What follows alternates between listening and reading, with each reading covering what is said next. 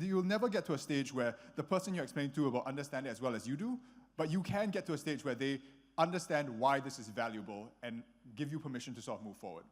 And so that's what we did. Our team managed to get.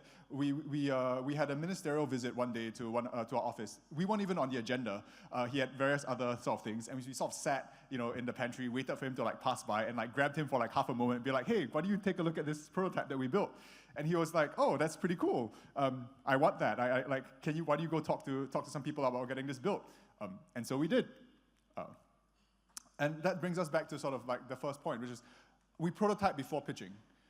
Because especially in big corporate environments, in the government, in all these like large organizations, there are lots and lots of slide decks floating around. There are these like 100 slide long slide decks, all purporting to change the world or change business or change how we do everything. And another slide deck doesn't do anything.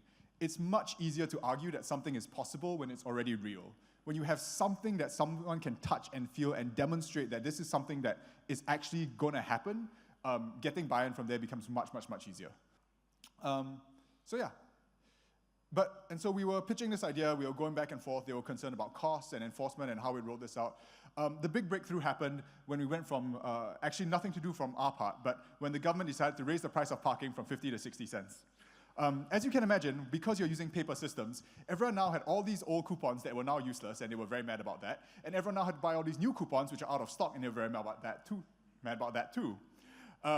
And so in the midst of all of this, after months and months of convincing, what actually finally got us over the edge was that I believe one of the ministers had a conversation with a taxi driver somewhere, and the taxi driver said to the minister, "Why don't you guys have an app?" So the minister went to the ministry and was like, "Why don't you guys have an app?" And he said, "That's a good idea." And then they came to us and it was like, "Hey, you know that app you've been talking to us about? How quickly can you build that?" And so we told them 3 months, and he said, "Okay."